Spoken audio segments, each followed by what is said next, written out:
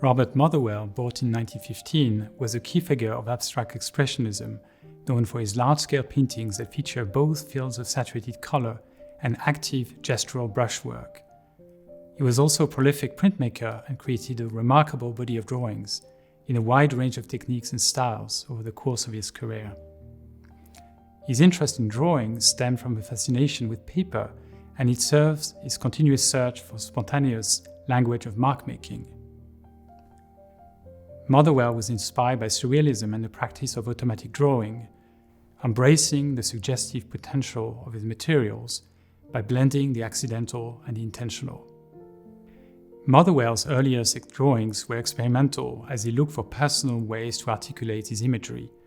By the mid-1940s, when in his early 30s, the artist had found a way to achieve a harmonious balance between rectangular and rounded forms in drawings such as Kafka's Big Room, a particularly beautiful example of Motherwell's early responses to 19th and 20th century artists such as Eugène Delacroix, Henri Matisse, and Pablo Picasso.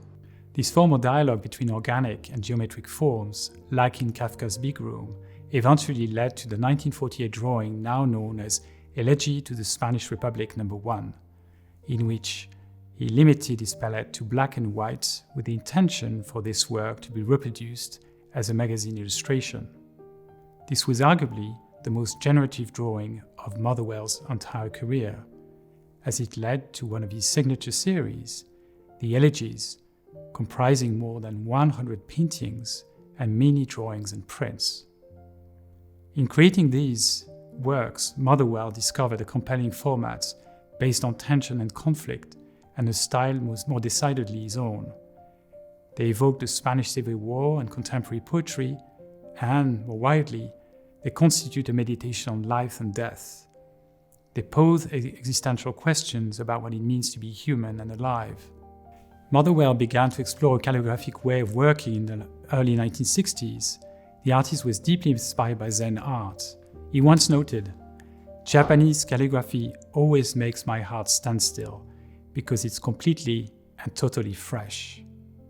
By the summer of 1962, he created works in that spirit, a series called Beside the Sea, made in Provincetown on Cape Cod.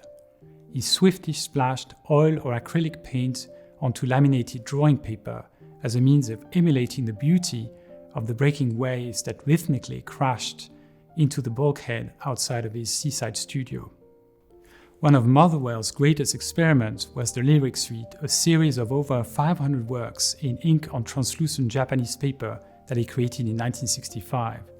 After buying 1,000 sheets of Japanese unryo paper, each uniquely textured by its mulberry bark fibers, Motherwell sought out to employ the methods of Zen painting to create abstract works without forethought, embracing the role of chance in his creative process. Motherwell explored another key mode of drawing, what he termed the division of spatial extension by line. In 1967, while working in his studio, he found a beautiful proportion in a smaller canvas leaning against a larger one, and traced the outline on the larger canvas. This simple geometry inspired him to create a series of spare works called the Opens. The Opens represented a shift in his thinking about drawing as they gave central significance to negative space, often featuring minimal application of media and leaving much of the support bare so that it might serve as negative space. They questioned Motherwell's understanding of the art of drawing in the European tradition, or the art of composition, which in his view is that the negative and positive spaces be equally well shaped. Throughout his entire career, Motherwell was interested in collage.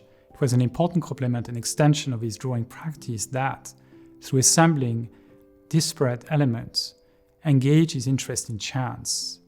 In several instances, Motherwell combined collaged cut or torn papers, including Gauloise cigarette packaging, with handwritten fragments of language, painted surfaces, and drawn lines. Motherwell admitted that many of his collages had an autobiographical dimension, juxtaposing specific materials fragments from the world around him. Motherwell embraced the accidental in a creative gesture, whether a splatter of ink or a tear in the paper. He had a clear understanding that drawing could be approached in a variety of ways, and his exploration of the modalities of drawing was singularly original and productive. Drawing allowed him to create more quickly and immediately than painting or printmaking. His practice was closely interconnected with the other facets of his artistic activity, and it played a key role in Motherwell's restless aesthetic quest from the early 1940s through the 1980s. One of the things in the 40s we used to discuss a great deal is how do you know when a picture is finished in an abstract expressionist mode? Because there are certain stages where it has its own kind of beauty. And the only conclusion that we sort of more or less agreed on is when the original emotion has exhausted itself.